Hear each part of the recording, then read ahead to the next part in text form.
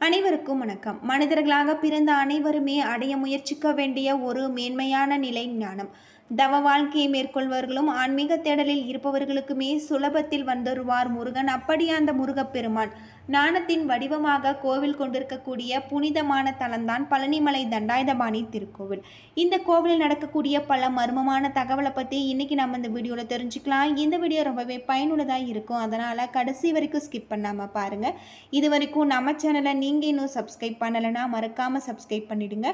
உங்களுக்கு பழனி முருகன் பிடிக்கும் அப்படின்னா ஓம் முருகா போற்றி போற்றி அப்படின்னு சொல்லிட்டு மறக்காமல் கமெண்ட் பண்ணுங்கள். வாங்க வீடியோக்குள்ளே போகலாம். மிகவும் பழமையான கோவில் பழனிமலை தண்டாயுதபாணி திருக்கோவில். இந்த கோவில் முருகனின் அறுபடை வீடுகளான 3வது படை வீடு. புராண காலங்களின் படி இந்த ஊர் திரு ஆவினங்குடி என்றும் தென் பொதிகை என்றும் அழைக்கப்பட்டது. இந்த கோவிலின் சிறப்பான அம்சமே பக்தர்களுக்கு நன்மை செய்யும் சக்தி கொண்ட சித்தர்களின் ரசவாத கலையை பயன்படுத்தி நவபாசானத்தால் செய்யப்பட்ட முருகன் சிலையை போகர் உருவாக்கியதுதான். புராணங்களின்படி ஞானப்பழத்தை சிவன் பார்வதியிடமிருந்து தனது மூத்த சகோதரர் விநாயகர் பெற்றுக்கொண்டதால் கோவித்து கொண்டு இந்த மலையில வந்து தங்கி விட்டிருக்காரு முருகப்பெருமான். சிவபெருமான் தந்தை பார்வதியும் எவ்வளவோ கெஞ்சி சமாதானப்படுத்தியும் இந்த மலையிலேயே தங்க போவதாக உறுதியாக கூறிவிட்டிருக்காரு. பிற்காலத்தில் இந்த தலத்துக்கு வந்து வழிபட்டு தமிழ் மூதாட்டி ஔவையாருக்கு காட்சி தந்தபோது நீயே ஞான வடிவானவன் என பொருள் கொண்டு அழைக்கப்பட்டிருக்காரு. தமிழ் சித்தர்களில் முதன்மையானவர்களில் போகர் சித்தரும் ஒருவர். அஷ்டமா சித்திகளை கைவர பெற்றவர். இந்த பழனிமலைக்கு போகர் தவமிருந்து வந்தபோது அன்னை பார்வதி முருகன் மற்றும் சித்தர்களின் தலையான சித்தரான அகத்தியராகிய மூவரின் உத்தரவின் பேரில் பழனிமலை முருகனுக்கு நவபாசான சிலை வடிக்கும் பணியை மேற்கொண்டிருக்காங்க. இந்த நவபாசான சிலையை வடிப்பதற்கு போகர் எடுத்துக்கொண்ட காலம் 9 ஆண்டுகள். 4000க்கும் மேற்பட்ட பல அரிய மூலிகைகளை கொண்டு இந்த நவபாசான சிலையை செஞ்சிருக்காங்க. மிக அற்புதமான இந்த நவபாசான சிலையை மக்களின் நன்மைக்காக இறைவனின் உத்தரவின் பேரில் போகர் செஞ்சிருக்காரு. இந்த நவபாசான சிலைக்கு அபிஷேகம் செய்ய பயன்படுத்தப்படும் சந்தனம், விபூதி, பன்னீர், பஞ்சாமிர்தம் போன்றவை பிரசாதமாக பெற்று சாப்பிடும் பக்தர்களின் எப்படிப்பட்ட உடல் நோயும் தீர்க்கும் தெய்வீக சக்தி கொண்டது. இந்த பழனி மலையிலேயே போகர் சித்தரின் சமாதி மற்றும் போகர் சித்தரின் தனி சன்னதி இருக்கு. இங்க இருக்கக்கூடிய முருகன் விக்கிரகத்துல ஒரு கிளியின் உருவம் இருக்கு. திருப்புகழ் என்னும் முருகனை போற்றி பாடல் தொகுப்பை இயற்றிய அருணகிரிநாதர் தான் கிளி வடிவில் முருகனுடன் இருக்கும் பேறு பெற்றிருக்காரு என்பது ஐதீகம். அது மட்டும் இல்லாமல் பழனிமலைக்கு செல்லும் வழியில இடுமனுக்கு அதிகாலையில பூஜைகள் செய்யப்பட்ட பிறகு மலை மீது விற்றிருக்கக்கூடிய முருகப்பெருமானுக்கு பூஜைகள் செய்கிறாங்க. முற்காலத்தில் வாழ்ந்த இடுமன் என்னும் அரக்கன் தனது தோல்ல ஒரு கட்டையில் சக்திகிரி, சிவகிரி என மலைகளை தூக்கி சென்று கொண்டிருந்தார். அப்போது இந்த 2 மலைகளையும் வைத்து களைப்பாறும் போது இடுமனுடன் சண்டையிடும் நிலை ஏற்பட்டிருக்கு. இந்த மலைகளை தூக்கி வந்த இடுமனை கௌரவிக்கும் விதமாக பழனிமலை முருகனுக்கு காவடி தூக்கி செல்லும் வழக்கம் ஏற்பட்டிருக்கு. பழனிமலை ஆண்டியாக காட்சியளிக்க காரணம் கல்வியை பயிற்றுவிக்கக்கூடிய ஆசிரியர் எப்படி கையில் கொம்பை வைத்து கொண்டு மாணவர்களை அடிக்காம அதட்டி கல்வியை கற்பிக்கிறார்களோ அதுபோல வாழ்க்கையில் எல்லாவற்றிலும் இருக்கும் நிலையாமையே நினைவுறுத்தும் மக்களை ஞான பாதைக்கு திரும்பும் ஞான ஆசிரியராக இந்த தலத்தில் கையில் தண்டத்துடன் காட்சியளித்து தண்டாயுதபாணியாக இருக்காங்க. திருவண்ணாமலையில் அருணாச்சலேஸ்வரர் மலையை மக்கள் சித்ரா பௌர்ணமி என்று எவ்வாறு கிரிவலம் வராங்களோ அதே போல் அக்னி நட்சத்திர நாட்களில் பழனிமலை முருகன் கோவிலில் கிரிவலம் செல்வது இன்னும் சிறப்புக்குரிய ஒன்று அப்படின்னே சொல்லலாம். 450 மீட்டர் உயரம் உள்ள மலையை 690 படிகள் ஏறி கடந்து வர வேண்டும். நடந்து மலையை ஏற முடியாதவர்களுக்கு மலைக்கு மேல் செல்வதற்கு ரோப்கார் வசதியும் இருக்குது அப்படின்னே சொல்லலாம். இப்படி பழனி முருகன் கோவில் பல்வேறு சிறப்புகளை கொண்ட கோவிலாக இருக்குது. பழனி முருகனை வழிபடுவதால் நம்முடைய வாழ்க்கையில் இருக்கக்கூடிய அனைத்து விதமான பிரச்சனைகளும் தீரும் அப்படின்னு சொல்லப்படுது. அது மட்டும் இல்லாமல் இந்த பழனிமலை முருகனை வழிபடுவதால் நம்முடைய வாழ்க்கையில் இருக்கக்கூடிய அனைத்து விதமான பிரச்சனைகளும் தீரும் அப்படின்னு சொல்லப்படுது. பொதுவாக முருகப்பெருமானின் அறுபடை வீடுகளில் சிறப்புக்குரியது பழனிமலை.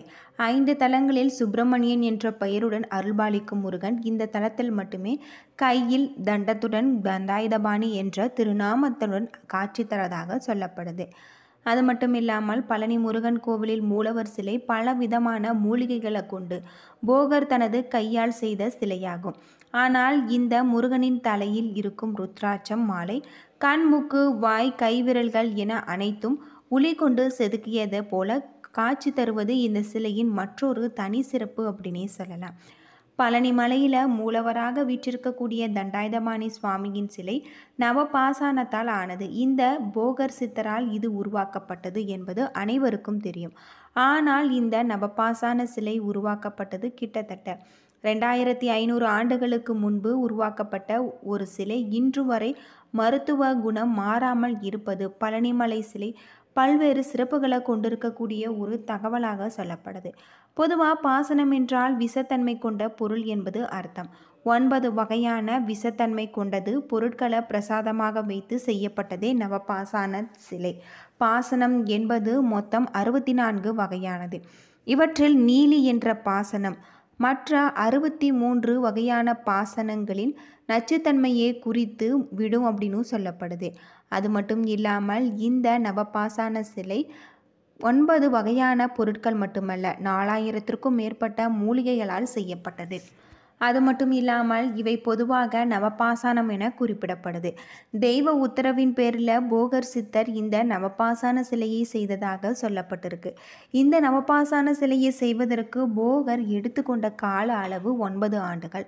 இந்த நவபாசான சிலை செய்ய பயன்படுத்தப்பட்ட 9 வகையான பாசன பொருட்கள் 9 வகையான இயற்பியல் மற்றும் வேதியியலின் தனித்தன்மைகளை கொண்டதாக இருக்கு. அது மட்டுமில்லாமல் பழனி முருகன் சிலையில் சேர்க்கப்பட்டுள்ள 9 பாசன பொருட்கள் ஒவ்வொன்றுமே நவகிரகங்களுடன் தொடர்புடையது. ஒவ்வொரு பொருட்களுமே ஒரு நவகிரகத்தின் தன்மையை கொண்டது. இதனால் பழனிமலை முருகனை வழிபட்டால் நவகிரகங்களை வழிபட்ட பலனை பெற முடியும்.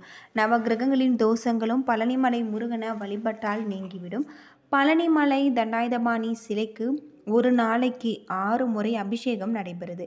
நல்லெண்ணெய், விபூதி, சந்தனம், பஞ்சாமிர்தம் ஆகிய 4 பொருட்கள் மட்டுமே சிலை முழுவதும் படும் வகையில் அபிஷேகத்திற்கு பயன்படுத்தப்படுது. மார்கழி மாதத்தில் மட்டும் பன்னீர் பால் கொண்டு அபிஷேகம் நடத்தப்படுது. ஒரு அபிஷேகம் என்பது 5 முதல் 7 நிமிடங்கள் முடியும் வரை இருக்கும் அப்படின்னு சொல்லப்படுது. அது மட்டும் இல்லாமல் ஒரு முறை அபிஷேகம் அலங்காரம் முடிந்துவிட்டால் மீண்டும் அடுத்த அபிஷேகம் வரை மாலை சாற்றுவதோ பூக்களால் அர்ச்சனை செய்வதோ கிடையாது. முருகன் சிலையில் மார்பில் இரவில் வட்ட வடிவில் சந்தனக்காப்பு இடப்படுது. அதே போல் நெற்றியின் 2 புருவங்களுக்கு இடையே சிறிய சந்தன பொட்டு வைக்கப்படுது. பழனி முருகன் சிலை எப்பொழுதுமே உஷ்ணத்துடன் காணப்படுவதால் இவ்வாறு சந்தனக்காப்பு இடப்படுவதாக சொல்லப்படுது. காலையில் நடை திறக்கும் போது அந்த உஷ்ணத்தால் முருகனின் சிலை முழுவதுமே வியர்வை துளிகள் காணப்படும் என சொல்லப்படுது. முருகன் சிலை மீது வியர்த்த நீர் அபிஷேக நீருடன் கலக்கப்பட்டு காலை நேரத்தில் அங்கு இருப்பவர்களுக்கு தீர்த்த பிரசாதமாக வழங்கப்படுது. முருகனின் சிலையில் வியர்த்த நீர் கலந்த தீர்த்தம், முருகனின் திருமார்பில் இரவில் சார்த்தப்படும் சந்தனம் ஆகியவை இவை அனைத்து விதமான நோய்களை தீர்க்கக்கூடிய மருந்தாக அமைஞ்சிருக்கு. விஷம் என குறிப்பிடப்படுகிறது. பொருட்களால் செய்யப்பட்ட சிலை இரவில் வைக்கப்படும் பொருள் காலையில் மருந்தாக மாறுவது இன்னும் பழனியில் நடக்கும் அதிசயமான நிகழ்வு அப்படின்னே சொல்லலாம். இப்படி பழனி முருகன் கோவில் பல்வேறு அதிசயங்களை கொண்ட கோவிலாக தான் சொல்லப்படுது. முருகப்பெருமானை இப்படி வழிபடுவதால் நம்முடைய வாழ்க்கையில் இருக்கக்கூடிய தீராத கடன் பிரச்சனை, வறுமை, அது மட்டும் இல்லாமல் கணவன் மனைவி பிரச்சனை, குழந்தை பேறு என அனைத்து விதமான பிரச்சனைகளுக்கும் தீர முருகப்பெருமானை இதுபோல் வழிபட்டு வாருங்கள். உங்களுடைய வாழ்க்கையில் இருக்கக்கூடிய அனைத்து விதமான பிரச்சனைகளும் தீரும் அப்படின்னு சொல்லப்படுது. ஏன்னா நண்பர்களே, இந்த வீடியோ உங்களுக்கு பயனுள்ள தகவலை தந்திருக்கும்னு நினைக்கிறேன். வீடியோ பிடிச்சிருந்தா லைக் பண்ணுங்கள், ஷேர் பண்ணுங்கள், கமெண்ட் பண்ணுங்கள். இதுபோல் தகவலை தெரிஞ்சுக்க நம்ம சேனலை மறக்காமல் சப்ஸ்கிரைப் பண்ணுங்கள். நன்றி நண்பர்களே.